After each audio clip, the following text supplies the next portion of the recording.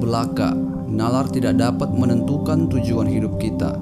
Paling banter, ia hanya dapat memberitahu kita bagaimana caranya sampai ke sana. Nalar adalah senjata sewaan yang bisa kita gunakan untuk mencapai tujuan apa saja, baik atau buruk. By Herbert A. Simon. Sesungguhnya, apakah nalar? Bagi guru, nalar adalah latihan intelektual untuk mengembangkan akal budi anak didik. Bagi advokat, nalar adalah cara membela dan menyanggah kesaksian. Bagi ekonom, nalar adalah sarana membagi sumber daya untuk meningkatkan efisiensi, daya guna, dan kemakmuran. Bagi ilmuwan, nalar adalah metode merancang percobaan untuk memeriksa hipotesis. Kamus yang berisi konsensus tentang bagaimana kebanyakan orang memakai kata-kata memberi batasan nalar bahwa kemampuan mental atau biasanya dianggap sesuatu yang khas pada manusia, tetapi terkadang juga dianggap ada dalam kadar tertentu pada binatang yang berguna untuk menyesuaikan pemikiran maupun tindakan dengan tujuan. Nicholas Richter menambahkan, bersikap rasional berarti menggunakan kecerdasan untuk menentukan tindakan terbaik dalam suatu keadaan. Nalar sanggup menyodorkan peluang terbesar untuk berhasil mencapai tujuan. Ini definisi kasar, tetapi berguna sebagai landasan untuk membangun suatu argumen. Kaidah-kaidah bekerjanya nalar termasuk dalam bidang filsafat dan psikologi. Namun, bila kita terpaku pada bidang yang begitu khusus, maka kita akan menghadapi jalan buntu berupa uraian teknis yang rumit tentang soal-soal seperti patokan penarikan kesimpulan atau rules of inference dan teori-teori kesadaran, theories of consciousness, dan kita akan kehilangan gambar besarnya. Suatu keterampilan lain manusia, yaitu kecekatan tangan atau manual dexterity, menyodorkan analogi yang berguna. Tangan manusia bisa begitu mengagumkan ketepatannya dalam menyelaraskan gerak halus jemari, tetapi memahami kecekatan tangan secara mendalam bukanlah hasil belajar tentang bagaimana mekanika otot menggerakkan sendi-sendi jari. Lebih banyak pengertian justru timbul dari pemeriksaan bagaimana nenek moyang kita dulu menggunakan anggota badan bagian depan untuk memikul beban, dan bagaimana tangan berkembang untuk bisa menggapai dahan. Gerak kasar tangan yang sudah memadai untuk memanjat semakin halus dan efektif ketika harus mengumpulkan makanan dan membuat alat. Gerak tangan yang terampil memungkinkan kebudayaan kita melahirkan pandai jam, penggesek biola, dan bahkan ahli bedah saraf. Kita tidak dapat berpasti-pasti mengenai asal-muasal evolusioner nalar, tetapi ada banyak petunjuk bahwa nalar berkembang dari kemampuan bereaksi secara memadai terhadap situasi sosial yang kompleks dan selalu berubah di dalam suatu lingkungan di mana keselamatan diri tergantung pada kehidupan seseorang di dalam kelompok. Dari penelitian terhadap para pasien dengan penyakit yang menimpa otak bagian depan, kita tahu bahwa cedera pada cuping depan otak atau frontal lobe mengakibatkan lenyapnya keterampilan sosial. Penelitian itu juga menunjukkan bahwa bagian-bagian cuping depan tersebut dapat memegang peranan di dalam apa yang bisa dinamai proses pengambilan keputusan yang rasional. Dalam istilah neurologi, sebagian besar proses nalar terjadi di dalam modul otak depan atau frontal modul. Disebut modul karena ia merupakan gugus sel saraf yang saling terkait, yang lebih kurang bersifat otonom, dan yang melaksanakan jenis tugas tertentu. Pasien yang menderita cedera pada modul otak depan yang disebabkan oleh stroke, tumor, atau memar tidak lantas kacau atau gila. Penderita itu tidak mengalami halusinasi atau delusi, tetapi menunjukkan sindrom yang lebih khusus. Nalarnya memang terganggu, tetapi kemampuannya mengetahui tidak lantas rusak seluruhnya. Artinya, tidak terjadi generalized disorder of cognition. Cukup pantas kiranya bahwa kerusakan semacam itu yang bersifat terbatas dan terpisah disebut sindrom dieksekutif. Sesuatu yang mirip dengan kekacauan selektif pada bahasa atau apasia, atau pada ingatan amnesia. Penderita sindrom dieksekutif sulit membawakan diri dalam kehidupan sehari-hari yang syarat dengan keraguan. Mereka tidak cekatan lagi karena sudah tidak mampu menyesuaikan diri dengan pola-pola fisik yang bergerak cepat dan dengan pola-pola pergaulan. Dan mereka berbuat banyak kesalahan dalam menyusun urutan pikiran yang rasional. Contoh, seorang penderita sindrom dieksekutif menarik kesimpulan bahwa ada pohon uang karena uang berwarna hijau atau dolar Amerika Serikat dan pohon juga berwarna hijau. Jadi uang pastilah tumbuh di pohon. Penderita itu juga tidak bisa menyatukan rangkaian tindakan yang tersusun secara rasional. Untuk mencuci pakaiannya, ia menaruh begitu saja bungkus deterjen bersama pakaian kotor di dalam mesin cuci. Agar modul nalar bisa bekerja, diperlukan fungsi-fungsi otak yang lain.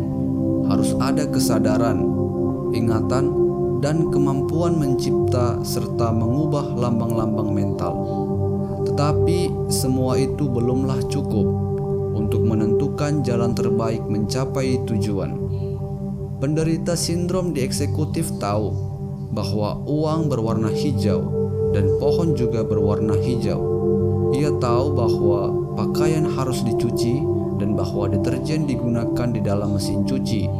Walaupun demikian, ia tidak sanggup menggabungkan konsep-konsep itu secara efektif untuk memecahkan kesulitan mendapatkan uang atau mencuci pakaian. Mengapa gangguan seperti itu disebut sindrom dieksekutif? Menurut Kamus Webster New Collegiate Dictionary, seorang dieksekutif ialah dia yang memangku jabatan dengan tanggung jawab administratif atau manajerial, dan tanggung jawab inilah yang merupakan peranan nalar bila seseorang harus memecahkan kesulitan.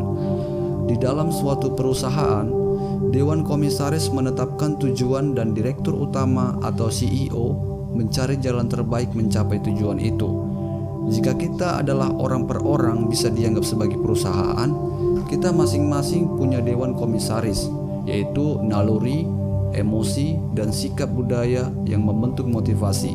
Dan juga kita punya CEO, yaitu kemampuan nalar.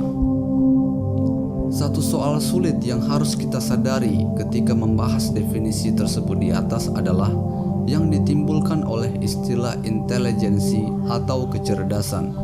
Kebanyakan orang menganggap intelijensi sama dengan kemampuan intelektual. Sangat sulit merumuskan definisi yang lebih tepat.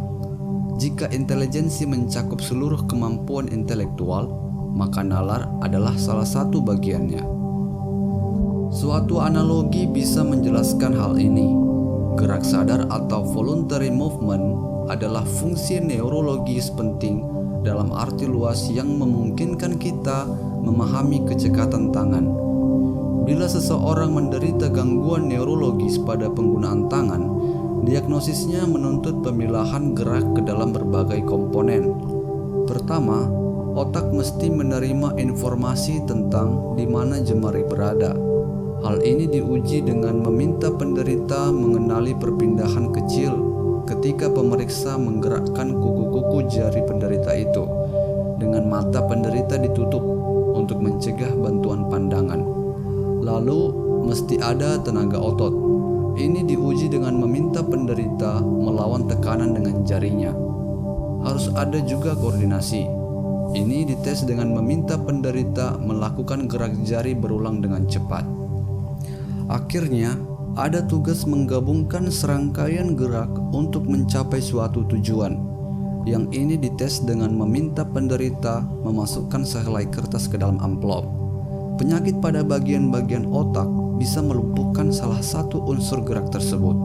Dalam analogi ini, seluruh kemampuan gerak tersebut ekuivalen dengan intelijensi.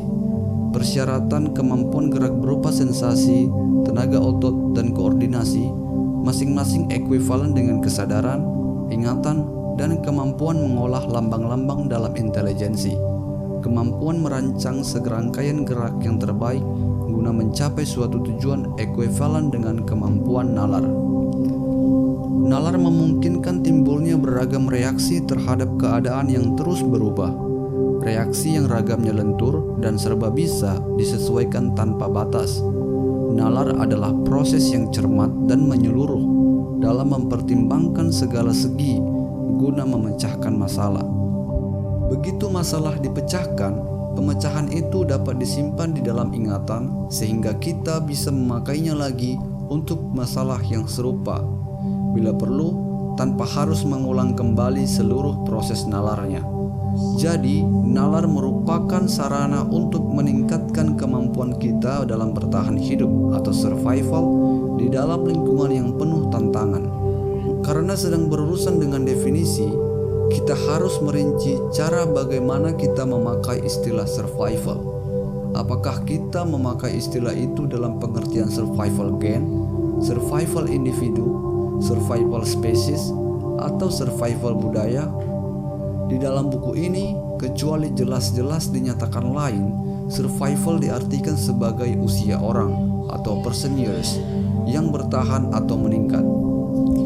Istilah ini berarti hasil perkalian jumlah orang dan rata-rata panjang usia mereka.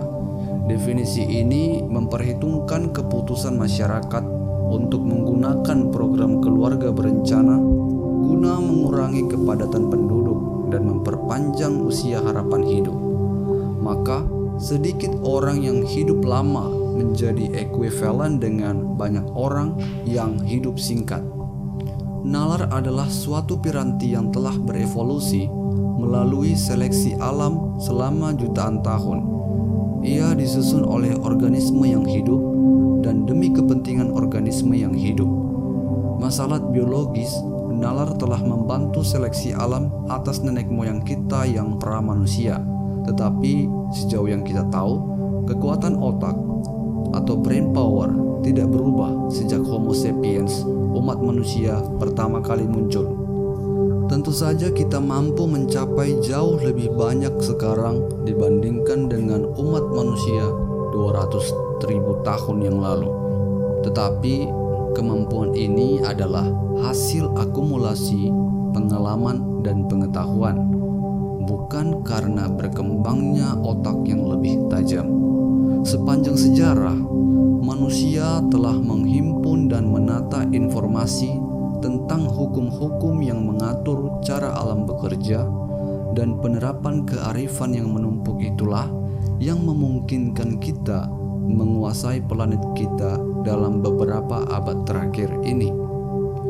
Nalar lebih merupakan fasilitator daripada inisiator. Kita memakai nalar untuk mendapatkan apa yang kita mau, bukan untuk menentukan apa yang kita mau. Naluri mendorong kita mencari makanan bila kita lapar, dan jika makanan langka, maka nalar digunakan sebagai sarana untuk menemukan atau menghasilkan makanan. Jadi nalar adalah alat sebagaimana matematika adalah alat. Nalar, bahasa, dan matematika sama-sama berakar pada asal-usul yang begitu dina dan praktis. Namun demikian, dengan terbentuknya database budaya kita dari generasi ke generasi, ketiganya mampu mencapai puncak abstrak yang tak terkira tingginya. Nalar sudah dinaikkan ke tingkat logika simbolik, bahasa ke tingkat puisi metafisik, dan matematika ke tingkat teori probabilitas. Budaya mampu menjamah proses biologis yang bersahaja dan mendandaninya sampai demikian canggih, sehingga tujuannya yang asli menjadi kabur dan terlupakan dengan mudah. Nalar punya aspek lain yang lebih penting. Umumnya ia manjur. Ia berhasil membantu kita mendapatkan apa yang kita mau, dan inilah ciri pokok yang membedakan nalar dari tak nalar. Contoh, banyak di antara kita ingin tahu berapa lama kita akan hidup. Demikian juga halnya dengan perusahaan asuransi jiwa. Untuk mendapatkan jawaban, ada banyak pilihan yang mengabaikan nalar, mulai astrologi, baca rajah tangan, atau baca borak kristal. Cara-cara ini tidak manjur, atau lebih tepat, jauh kurang manjur daripada nalar. Untuk perakiraan atau prediction yang lebih efektif, nalar harus dilibatkan, karena seperti yang akan kita melihat, nalar secara khusus mengutamakan pengamatan dan observasi. Setelah memeriksa kenyataan secara rasional, kita tahu bahwa harapan hidup dipengaruhi oleh sejumlah variabel seperti usia, berat badan, jenis kelamin, sejarah kesehatan keluarga, pekerjaan, pola makan, konsumsi rokok dan minuman keras. Uji darah dan sinar X dapat meningkatkan ketepatan perakiraan. Perusahaan asuransi jiwa meraup banyak uang berkat penggunaan nalar dalam bentuk ilmu kedokteran dan ilmu statistik untuk menyusun tabel aktuaria. Perusahaan asuransi mendahulukan pengamatan atas teori. Mereka tidak menyewa tukang ramal. Apa yang membedakan dokter dari tukang ramal? Keduanya mengaku punya pengetahuan khusus, tetapi mereka menggunakan metode yang berbeda. Tukang ramal dan penyembuh terawang bekerja secara irasional, artinya tak konsisten dan tak koheren. Sebaliknya, ahli kedokteran memakai suatu sistem yang sudah teruji yang mengandung ciri-ciri khusus. Dengan menghindari kontradiksi, umumnya mereka konsisten. Dengan penyesuaian terus-menerus terhadap bidang pengetahuan lain, mereka memperjelas patokan, koheren. Mereka memecahkan soal dengan argumen yang teratur, yang sesuai logika. Pendeknya, mereka menggunakan metode-metode rasional. Perkembangan nalar cenderung serupa dengan perkembangan bahasa. Keduanya mestilah bermula dari unsur-unsur sederhana yang lambat laun makin kompleks. Nalar merajut argumen dan tata bahasa merajut kalimat. Sama seperti linguis menemukan sosok-sosok universal di dalam bahasa, filsuf menemukan sosok-sosok universal di dalam nalar. Dengan proses yang disebut induksi logis, hasil pengamatan atas kenyataan tertentu bergerak ke kesimpulan umum, dan kesimpulan umum memungkinkan perakiraan diajukan, sehingga masa depan dapat diperkirakan dari masa lalu. Contoh, ketika aku melemparkan tongkat di depan anjingku, Ochre, kemarin anjing itu mengejarnya. Itu dalam pengamatan. Oleh karena itu, Ochre adalah anjing pengejar tongkat yang dilemparkan. Itu adalah kesimpulan. Jadi, bila aku melemparkan tongkat di depan Ochre besok, ia akan mengejarnya. Itu adalah perakiraan.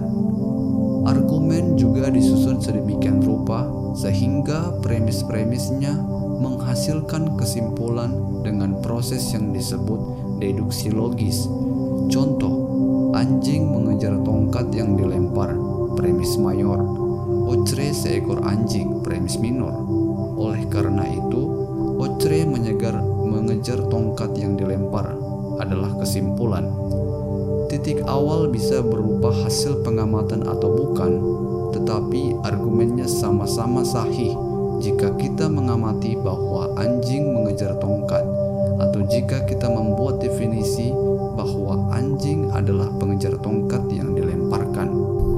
Sementara induksi dan deduksi memainkan peranan pokok di dalam nalar, masih ada pemeran lain.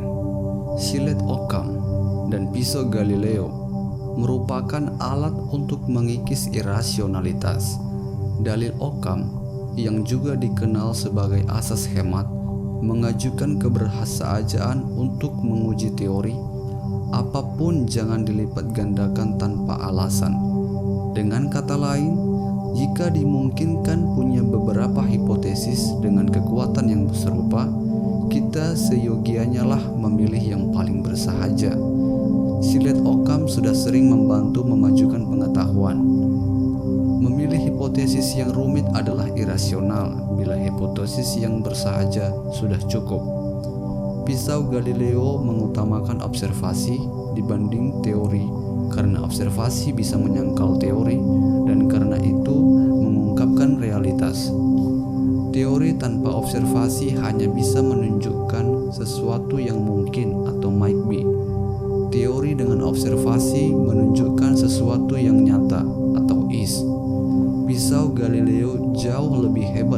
pada silet Occam, namun begitu bersahaja sehingga sebenarnya tidak perlu dikatakan.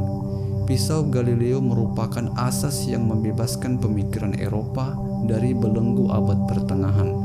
Tentu saja tidak semua teori bisa diuji dengan pengamatan, dan tidak semua pengamatan itu cermat. Semua hasil pengamatan yang tidak rada menyimpang dari pengetahuan yang sedang berlaku harus lebih dulu diperiksa sebelum diterima. Walaupun kelinci bisa kelihatan nongol dari dalam topi pesulap, kesimpulan bahwa kelinci hidup di dalam dari dalam topi pesulap itu ganjil sehingga harus ditolak. Pisau Galileo sudah tidak tergantikan dalam upaya-upaya eksperimental untuk menyangkal teori, hal yang merupakan inti sains.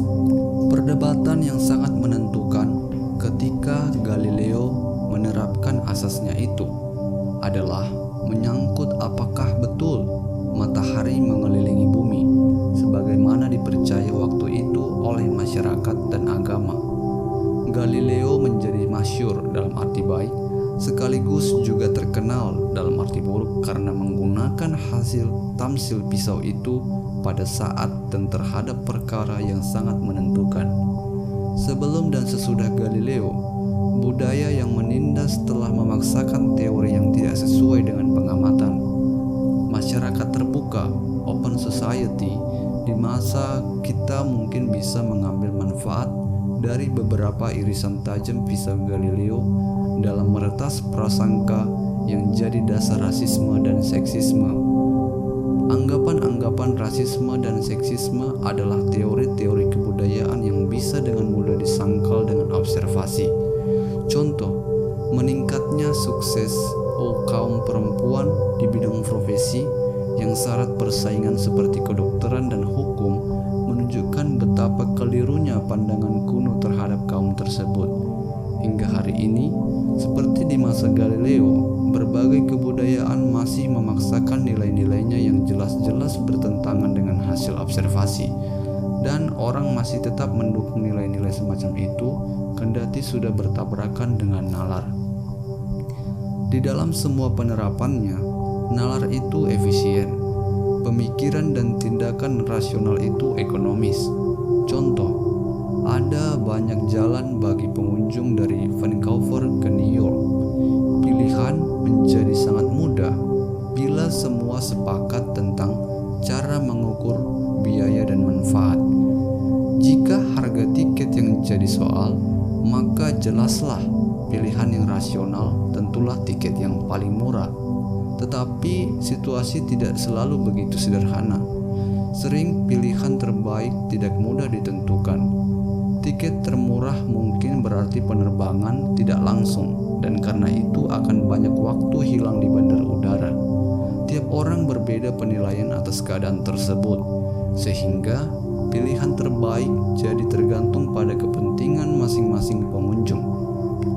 Manfaat perjalanan itu harus dimasukkan dalam pertimbangan, dan perhatian harus diberikan pada rasio rugi atau laba, cost atau benefit, yang terkandung dalam setiap jenis perjalanan yang tersedia untuk tujuan yang sama.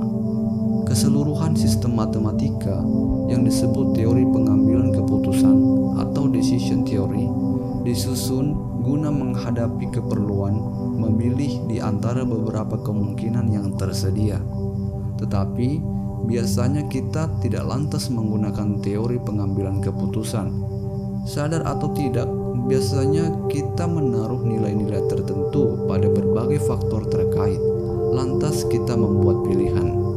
Bila berhadapan dengan informasi yang rumit atau kurang memadai, kita bersandar pada pendekatan campuran di mana nalar dan emosi berkelindan. Sebagai ilustrasi, kita bisa kembali pada pemilihan penerbangan dari Vancouver ke New York untuk kunjungan keluarga. Andaikan suatu penerbangan pernah menderita kecelakaan pesawat baru-baru ini, hal itu tentu menimbulkan kecemasan. Keputusan kita sekarang terpaksa memperhitungkan segala macam perakiraan yang didasarkan pada tingkat keselamatan pesawat, maskapai penerbangan, dan keadaan cuaca. Sekarang kita punya dua tujuan. Yang utama didorong oleh naluri sosial untuk mengunjungi keluarga di New York, dan yang kedua didorong oleh kebutuhan emosional yang berupa mengurangi kecemasan. Jadi, jika kita bertabiat hati-hati, mungkin kita akan memilih pesawat bermesin 4 yang dioperasikan oleh maskapai penerbangan bergengsi yang terbang langsung ke tujuan ketika cuaca baik. Jika kebutuhan emosional kita berbeda, mungkin kita memilih yang sebaliknya, karena tujuan kita yang kedua bisa saja petualangan. Kita akan merujuk pada tujuan emosional kedua itu dengan istilah reaksi bernyali atau good reaction, karena berarti membuat keputusan yang agak cepat dan gampang sehingga menimbulkan rasa puas. Dalam kegiatan kita sehari-hari, emosi, yaitu bertindak dengan reaksi bernyali, sering mengalahkan pertimbangan nalar. Bila kita menggunakan reaksi bernyali, terkadang kita menutupinya dengan mengaitkannya pada intuisi, karena pada umumnya reaksi bernyali kurang berhasil dibandingkan dengan nalar. Namun demikian, reaksi bernyali bukan tindakan yang ngawur, karena ada kalanya pilihan harus dibuat secepatnya bila mau berhasil. Kemampuan bertindak cepat berguna dalam dunia kita sekarang ini untuk bila menanggung resiko dalam proses evolusi. Jelaslah akan didorong jika kita dapat menjangkau warisan masa lalu berupa jawaban cepat yang terhimpun berkat pengalaman biologis, kultural, dan pribadi. Jadi, emosi dan nalar punya tempat masing-masing dalam kehidupan kita. Emosi perlu untuk jawaban cepat, dan nalar perlu ketika kita punya cukup waktu menimbang-nimbang. George Santayana menganggap nalar memainkan peranan dalam harmonisasi naluri yang berubah cepat. Anggapan ini cocok dengan kenyataan bahwa nalar berkembang berdampingan dengan keterampilan sosial. Nalar lahir ke dunia ini dalam bentuk yang mengagumkan susunannya. Sebagaimana sudah kita tahu, dengan susunan itulah ia bertemu pendahulunya yang bernama kehidupan, mendapat kedudukannya dalam tubuh binatang yang kelenturannya luar biasa, dan menemukan fungsinya membuat serba naluri yang cepat berubah, dan serba sensasi pada tubuh itu jadi serasi satu sama lain dengan serasi dengan dunia tempatnya hidup. Dengan demikian, nalar merupakan hasil tak terduga yang muncul pada tahap akhir adaptasi yang sudah lama terlaksanakan lewat proses irasional dan tak sadar.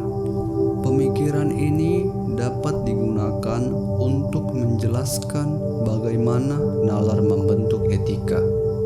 Nalar sebagai batu sendi susila, etika, moralitas, terus-menerus melibatkan analisis rugi atau laba. Kepentingan individu dan masyarakat harus disesuaikan. Keseimbangan harus ditemukan antara persaingan dan kerjasama, sehingga setiap orang dapat hidup di dalam masyarakat yang punya patokan perilaku yang diterima dan dipatuhi. Sarana tradisional untuk mencapai keseimbangan itu adalah pengembangan nilai-nilai etis, dan karena masalah-masalah pokok sama saja di dalam masyarakat yang berbeda-beda, terdapat suatu inti patokan etis yang universal. Sifat universal patokan pokok moral itu dapat digambarkan dengan pandangan yang serupa pada semua agama besar dan pada filsafat moral. Semua menganjurkan kendali yang sama terhadap unsur-unsur yang sama dalam perilaku egois, demi suatu keseimbangan yang rasional antara kepentingan individu dan umum. Masyarakat harus membentuk pedoman mengenai kekerasan, hak milik, pergaulan, dan hubungan kelamin, masing-masing dengan perintah untuk tidak membunuh, tidak mencuri, dan tidak bersaksi palsu. Perintah-perintah ini meletakkan nada etis pada kebanyakan budaya, tetapi agar bisa menghadapi perubahan keadaan. Membunuh misalnya menjadi kewajiban, bukan kejahatan dalam masa perang. Sama halnya perkara etik yang baru muncul juga demikian bila masyarakat berubah. Bila kita berhadapan dengan masalah etis, seperti kapan memutus selang infus yang mempertahankan hidup pasien yang sekarat, maka jawaban terbaik diperoleh dengan menerapkan nalar. Kita berusaha mencapai keseimbangan optimal antara kepentingan individu dan masyarakat, sehingga bertindak sesuai dengan keseimbangan baru itu menjadi baik. Sedang gagal bertindak sesuai dengan itu menjadi jahat. Moralitas pada dasarnya menyangkut penyelesaian konflik antara kompetisi dan kooperasi. Namun, nalar tidak menentukan tujuan ini. Tujuan tersebut muncul dari dorongan naluri pada Homo sapiens agar menjadi makhluk sosial. Namun demikian, sebagian tujuan berbeda-beda menurut orang dan menurut budaya. Keputusan seseorang untuk rela mati merupakan jawaban menarik terhadap suatu keharusan budaya atau a cultural imperative. Si individu harus menentukan pilihan apakah mematuhi atau menolak tuntutan budaya pengorbanan total. Proses pengambilan keputusan itu biasanya didorong oleh tujuan-tujuan tingkat kedua, seperti perlunya menghindari rasa malu. Terkadang tujuan tingkat kedua itu bersifat lebih positif, memperoleh kebahagiaan abadi, kemuliaan, atau kehormatan. Contoh, sampai abad ke-19, agama asli Fiji mengajarkan bahwa istri kepala suku harus berupaya menggantung diri atau dikubur hidup-hidup bersama suami yang mati. Kepercayaan itu mengajarkan bahwa kepala suku hidup sesudah mati. Dalam dunia baru itu, kehidupan kepala suku akan lebih baik bila didampingi oleh para istri, dan para istri berkedudukan lebih tinggi bila bersama dengan suami. Tak satu pun dari ajaran tersebut dapat diuji kebenarannya. Ajaran itu merupakan dogma agama, tetapi jika sang istri sepenuhnya percaya dogma itu, ia akan memilih mati bersama suami. Agama bukanlah satu-satunya sumber timbulnya keharusan budaya yang dapat memerintahkan pengorbanan diri. Dalam Perang Dunia Kedua, kebanyakan prajurit Soviet tidak percaya pada Tuhan atau ateis, tetapi mereka mengorbankan hidup sendiri sepasrah prajurit lain yang beragama. Pertempuran Berlin waktu itu mestinya bisa berlangsung lebih tenang dan hati-hati demi menyelamatkan sebanyak mungkin nyawa prajurit Soviet itu. Namun pertempuran itu luar biasa sengitnya. Uni Soviet menderita banyak sekali korban tewas gara-gara Stalin merasa harus berlomba melawan sekutu. Keperwiraan tentara merah dipacu dengan dorongan kultural yang rupanya berhasil menggugah sanubari mereka. Segala unsur emosi perang digerakkan, termasuk rasa benci terhadap musuh dan nafsu balas dendam. Kebudayaan menyodorkan pilihan-pilihan tradisional yang syarat muatan emosi, kehormatan atau kehinaan, pilihan yang serupa dengan yang selalu dihadapi orang dalam perang. Nalar merupakan piranti yang hebat, tetapi tidak dapat menentukan tujuan. Bagaimana bisa kemampuan nalar berbatas segitu? Kita harus memeriksa kodrat motivasi untuk menjawab pertanyaan ini, dan baru sesudahnya rahasia teka-teki itu jadi tampak sederhana. Motivasi adalah dorongan untuk mendapat hadiah mental dan sekaligus menghindari hukuman mental. Kita ingin melakukan apa yang membuat kita merasa puas dan bahagia, serta menghindari apa yang akan membuat kita sedih dan frustasi. Naluri dan emosi mendorong kita karena memuaskannya akan membawa kebahagiaan, dan mengabaikannya menimbulkan kekecewaan. Kebudayaan dapat mengaitkan tujuan-tujuannya dengan naluri dan emosi. Begitulah cara keduanya memotivasi. Konsep motivasi ini dapat digambarkan dengan contoh-contoh. Kita merasa senang ketika secara naluriah terhindar dari bahaya atau ketika kita membalas kasih sayang dengan sepenuh hati, atau ketika kita mencapai suatu tujuan kultural seperti memperoleh hadiah Oscar. Sebaliknya, nalar mampu memotivasi karena ia tidak bisa membuat kita merasakan apapun. Nalar tidak punya kaitan langsung dengan imbalan mental, kendati nalar tentu saja selalu siap digunakan dalam tugas yang menyangkut imbalan atau reward. Pernyataan logis, analisis rugi atau laba, dan percobaan ilmiah bersifat netral. Semua itu baru menimbulkan ganjaran psikologis ketika terkait dengan tujuan seperti prestise yang pada gilirannya memuaskan emosi seperti kebanggaan. Selain itu, fakta-fakta nalar yang netral itu dapat dimasak oleh kebudayaan sehingga menghasilkan rasa birasa emosi. Di dalam karya George Orwell, Animal Farm, fakta yang bersifat netral bahwa hewan punya keempat kaki dan manusia 2 kaki. Jadi, syarat emosi ketika kelompok babi melancarkan suatu kampanye anti Pak Tani Jones dengan semboyan kaki 4 baik, kaki 2 jahat. Demikian juga halnya sikap-sikap yang muncul dari kebudayaan dapat memberi kesenangan kepada seorang matematikawan yang mengalami penggunaan nalar untuk memecahkan masalah teoritis yang abstrak. Tetapi ini merupakan lapis emosi yang bersifat buatan. Nalar tetap jauh dari gelora hasrat manusia atau human passion. Bahasa mencerminkan perbedaan yang asasi ini. Hasrat menyimpan tenaga menembak, membakar, menyetir, menggerakkan, menyemangati, merangsang, dan menggembarkan kita.